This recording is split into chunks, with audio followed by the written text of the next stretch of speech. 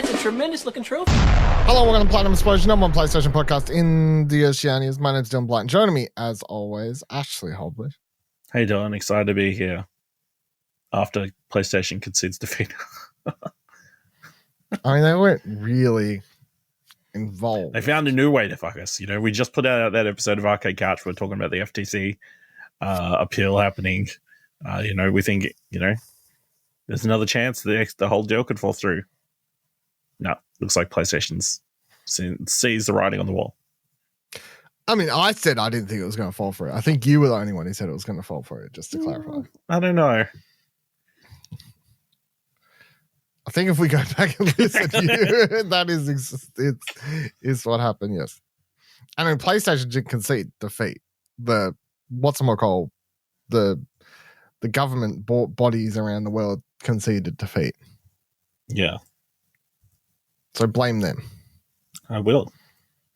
Also, so do you want to? I didn't have it in the show notes because I was like, we just did talk about Arcade Couch, but you've brought it up now. So, they obviously slaying whatever Xbox, FTC, blah blah blah, all that sort of stuff. Philly Spencer puts out that tweet yesterday, says, "Hey, Xbox, we're going to get Activision, and we're going to agree to have Call of Duty stay on PlayStation." That was his tweet. After the fact, that comes out that it is for 10 years only. Yes. That is the current agreement, 10 years. Only Call of Duty. And only Call of Duty.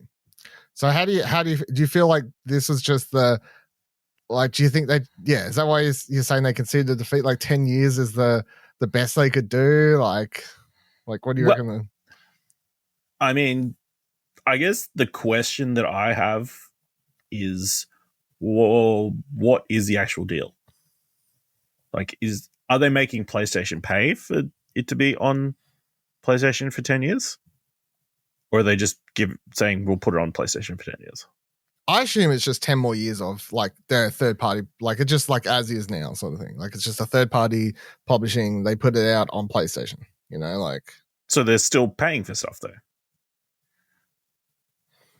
Because they're paying currently PlayStation is paying Activision. Oh no, I don't reckon that's not going to continue.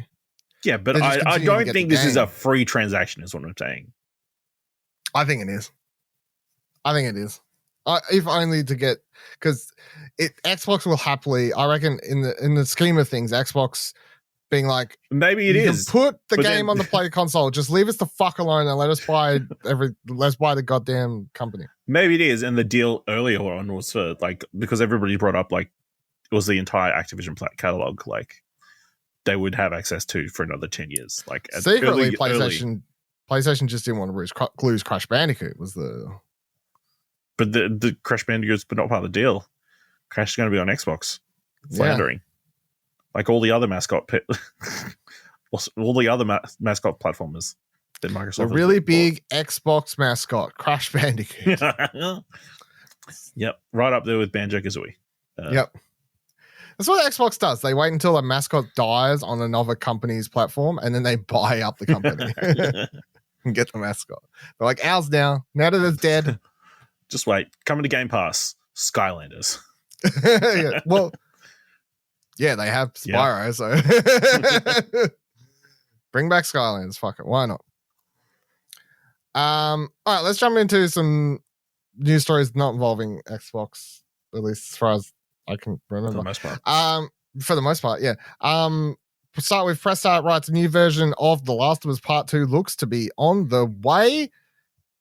Shannon writes, The Last of Us Part 1 released on PS5 last year, but The Last of Us Part 2 still doesn't have a PS5 version, with only the PS4 version being released to date, but that looks to change. Composer for both games, Gustavo Santaolalla, was speaking in his cameo in The Last of Us Part 2, which happens early in the game, before speaking about his expanded role in a new version of the game, saying, quote, in the new editions of The Last of Us Part 2, you can make me play certain themes, and well, I can't tell you anything else, said Santaolalla.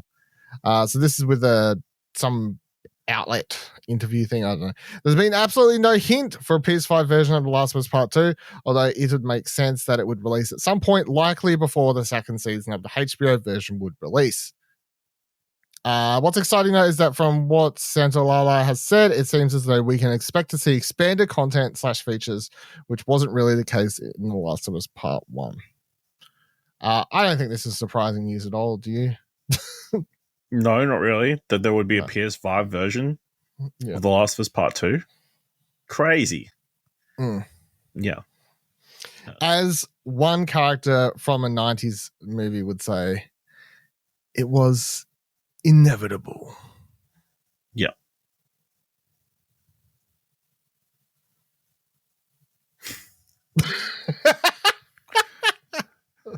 Fucking hell. I mean, yeah. I mean, it was always going to get a PS5 version. The way it's kind of being framed is it's not going to be free. A free definitely upgrade, won't be free. which is Definitely won't be free. going to piss people off. But it also sounds like there might be more content. So, that's something. Are we going to get like a story DLC maybe? Could that be a thing?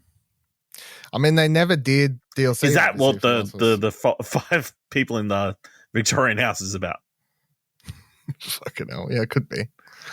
But yeah, we never got DLC. They're on the outskirts of the last third of the game. I mean, I don't know where you would. Because we need to extend that period of the game more, I think. That's the bit that's a bit short. Right? No. When do you reckon this comes out?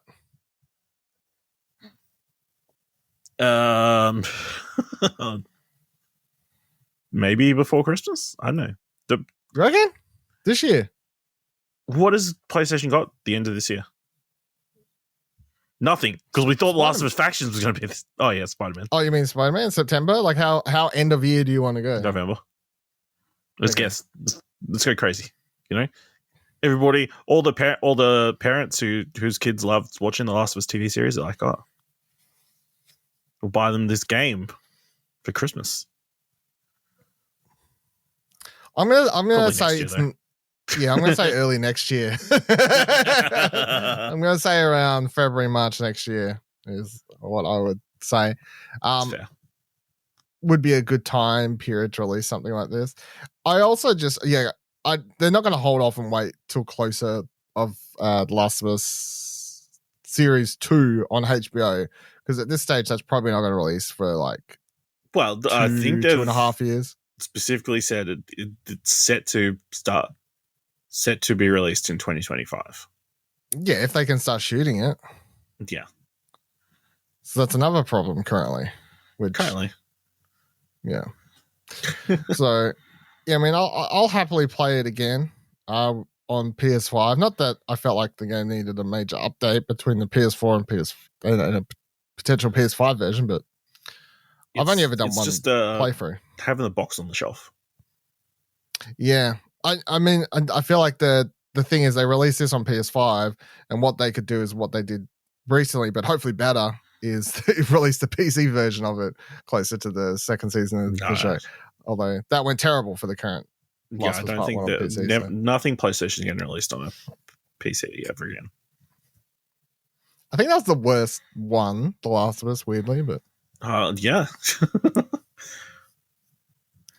it may have been because it was like a port of a port of a port. It was a PS3 game. All the ones that have less trouble are PS4, PS5 games. So. But it was a remake. Well, a remake of a PS3 game. At its core, it was only a remaster. Yeah. It wasn't like a full remake. Like, I'm sure deep down that game still coded PS3. You know. Mm. So. Oh. Yeah. Cool. By the way, I should have my I was seeing some people on Twitter posting pictures or whatever, like Paul James, shout out, Play T. I'm supposed to get my bloody Steelbook, hopefully coming in the mail soon. I ordered the Last of Us Steelbook. Couldn't miss out on that one, Had to get that one, but I'm sure hopefully it doesn't get lost in the mail, so that'll be good. I'll be keen to actually. I don't know if I'll do a full rewatch because I got other shit to be doing, like just now. Like I'll happily do a full rewatch prior to season 2, I think, but I'm keen to at least jump into some episodes and just watch it where the quality isn't fucked by having to stream it on binge. That would be So episode 5 in the dark. Yeah, that would be great. Yes. I still haven't gone back and one day. I was about to ask, did you ever watch Longest Night from Game of Thrones? But I consistently, whenever I go into JB or anything like that, I consistently look to see if it's ever like cheap enough that I would like to do that. Because I still want to one day pick up the box set or something. Or I'm hoping I can keep my eye out just for the full 4K box set and just get it all one and done. But yeah, I still want to rewatch that in 4K to see. I mean, it doesn't matter at this stage. Everyone's just like over. That's like 10-year-old news at this stage. But all right, PlayStation blog put up the PlayStation Plus game catalog and classics for July. So of course, these are your extra / premium / deluxe, depending on what version of Europe / Austrasia you live in. But anyway, extra premium games are for August. July. It Takes Two. Game Award winning. Game of the Year award winning. Mm-hmm. Now, what's good about this one is you have one friend who subscribes to PlayStation Plus, and you don't even need to subscribe to PlayStation Plus to play the game because you could still use the. You don't get trophies though. You don't use it. Yeah, that's a good point. That's key. That's key.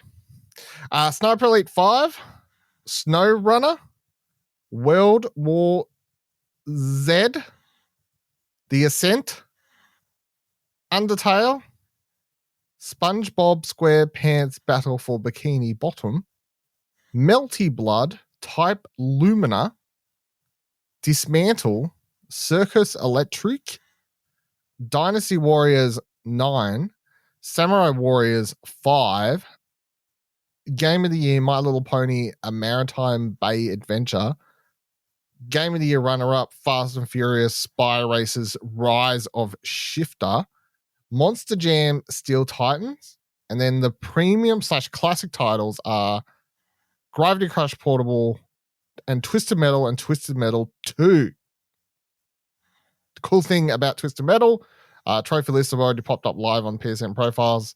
They look like easy platinums, and ahead of the TV show, which is out next week, you can get platinums for the first two versions of the first two games. And these are PS1 games, of course, the Twisted Metal and Twisted Metal 2.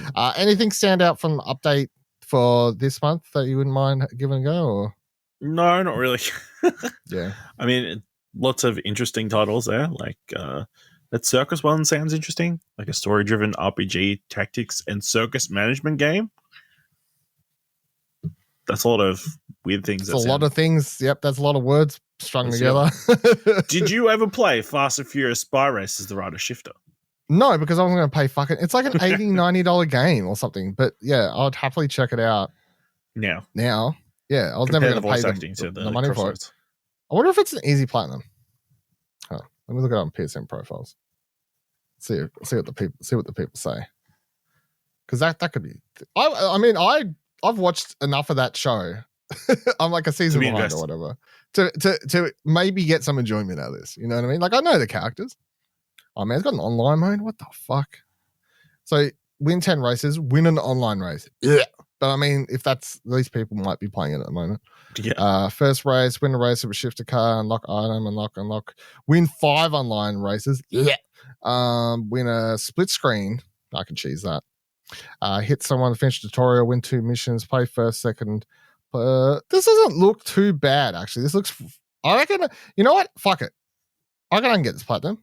I'm currently sitting on the need of a game to make my... I think my 400th or whatever platinum. I've been sitting on for like 2 months. This could be it. All right. Yeah, I'm sitting on my 400th, and I've been waiting to...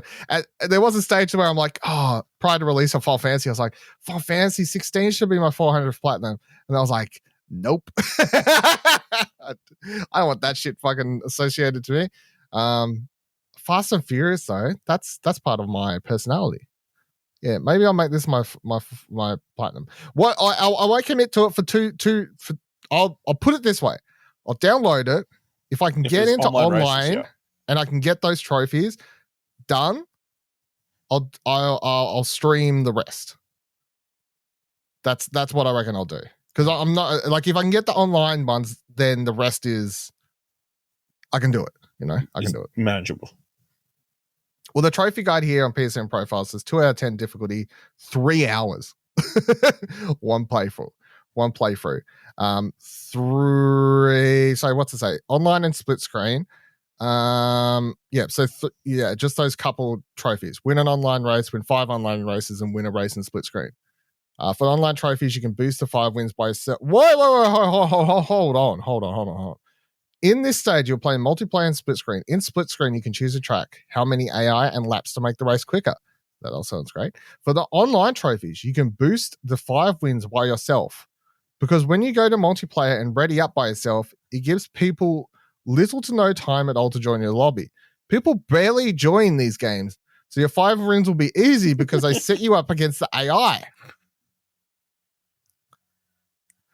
All right, cool. No, hold on. Does that mean it'll be harder with actual real people playing the online, maybe? How many people in a race? I don't know. Can you get 7 ring-ins? Maybe. You just sit on to the start of the track. Put an asterisk, put a pin in Fast and Furious Spy Racers Rise of Shifter as my 400th platinum. Wow. And then, because I haven't been able to touch any. Remember, I did that stream and I got to 399. Right, I've been sitting on that for ages, and I haven't been able to play any other shitty platinums, even though I had more left. I had like more after that stream. Some more. No, I haven't banked any. I've just been like, I still got like probably another 100 games sitting there. How?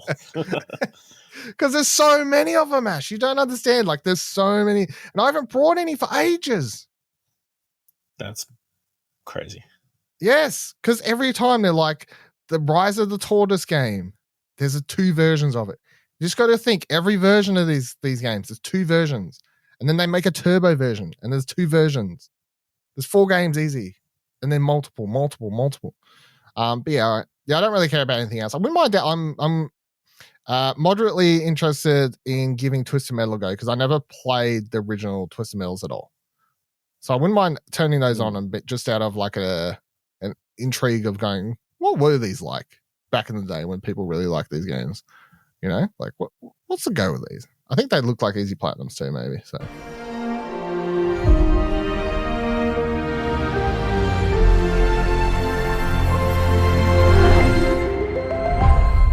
Last of Us makes Emmy history. First live action video game adaptation to earn major awards consideration. Right, Suck it, Halo. I mean, yeah, it's true. Yeah, that's cool. So they write nominees for the 75th annual Emmy Awards Emmy Awards have been announced, and HBO's Last of Us is one of the pack leaders with the most nominations, second only to HBO's satirical comedy drama Succession. If our count is correct, and I'm assuming it is, hopefully, maybe, the video game adaptation is up for 25 awards. These range from outstanding production design to outstanding guest actor, actress in drama series, 4 and 3 nods respectively, hairstyling to main tile design, and the arts such as makeup, visual effects, and music competition. It is also up for some of the big awards too, such as Outstanding Lead Actor in a Drama Series, Pedro Pascal, Outstanding Lead Actress in a Drama Series, Bella Ramsey, and Outstanding Drama Series, Outstanding Short Form Non-Fictional Reality Series, and Outstanding Writing for a Drama Series for Craig Mazin. Yeah, how crazy do you think it is that like is it worth making a bigger deal out of the fact that this is the first like video game adaptation, or because it's a Last of Us, of people like, it's not really a video game. Like, like it was always like it's a movie that's a game. Like, I mean, like, I think I don't think it was a surprise. Because, obviously it's got the weight of HBO behind it, which is like, and Craig Mazin coming off Chernobyl.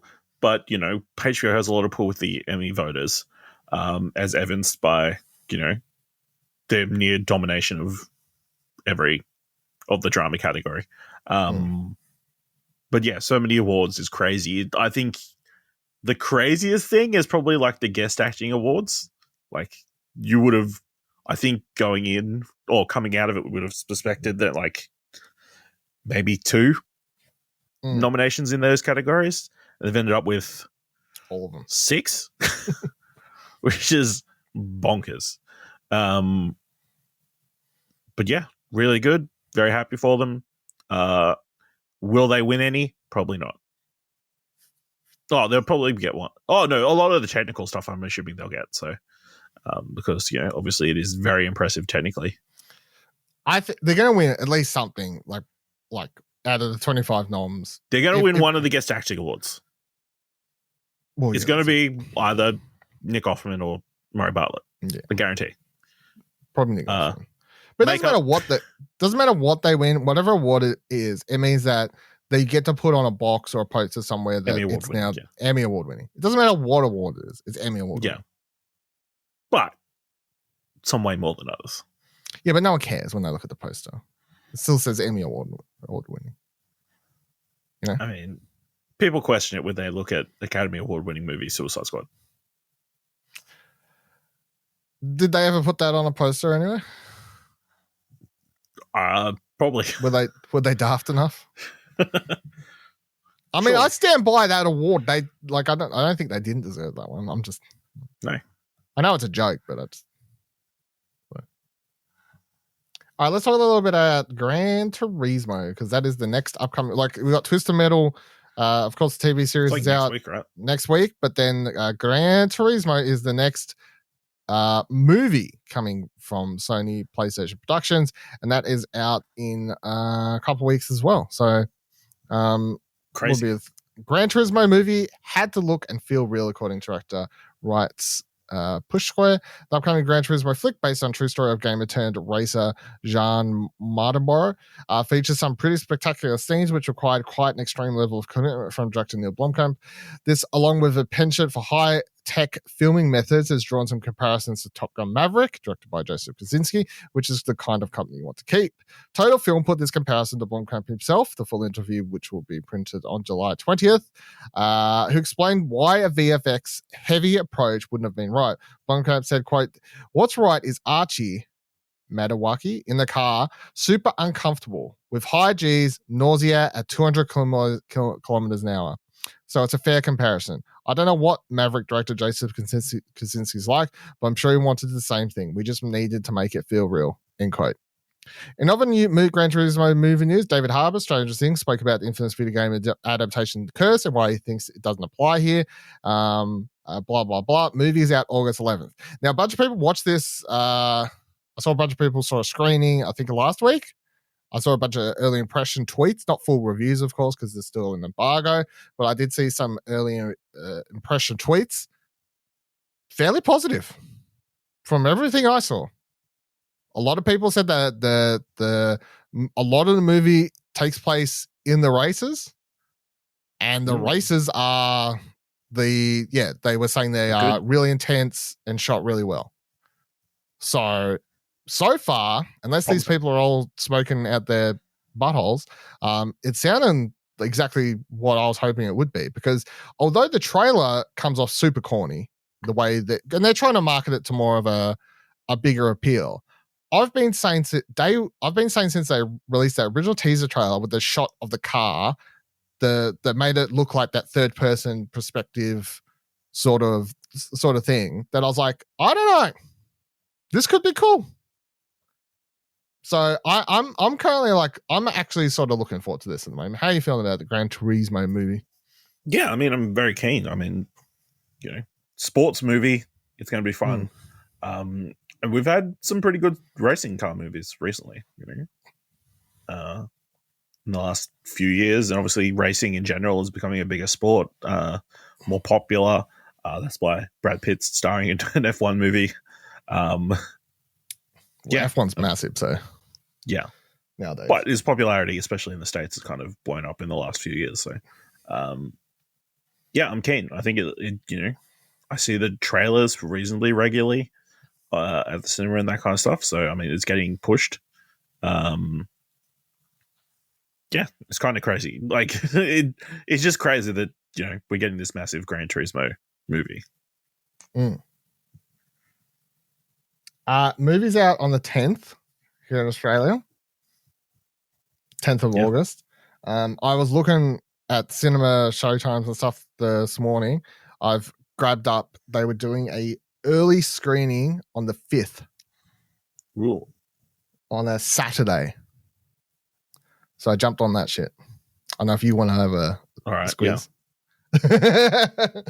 But yeah, I was like, okay, that's randomly very early. It's a week, you know. I know, but still, like a Saturday? Like, I know Tom Cruise. I got one on a Friday. Okay, there you go. It's Friday, Saturday, and Sunday that week. Yeah, they were just doing Saturday, Sunday. So, I mean, they must have faith, right? Yeah, I think they wouldn't put that out unless they were confident they were going to get some good buzz. Yeah. Like the week before. So. Or is she just, especially if you're only running these early screenings, because we're getting the movie earlier than America. So that means if you go to one of these advanced screenings, just be like first in the world to see it. Yeah. Possibly. Yeah. Well, I mean, outside the people, I was just talking about seeing it last week. But no, first of the general public. First of the general public, yeah, that's good. But I'm keen. So I look forward to our thoughts on that, of course, in the future as well, and everything like that. But that will do it for this week's episode of Platinum Explosion. Of course, let us know your thoughts and concerns about anything we've talked about on the show this week. Our Twitter is explosionnetwork.com/Twitter. Also check out Threads. And then explosionnetwork.com/Discord. You can come chat to us over there. If you thought the episode was worth $1, head on over to explosionnetwork.com/support. Text you to our Ko-fi page. You can donate there. And until next week, remember every trophy counts. And for me, they could be Fast and Furious trophies. So stay tuned for that to see if I'm going to stream that as my 400th platinum. And if I do, it'll be at twitch.tv/Explosion Network.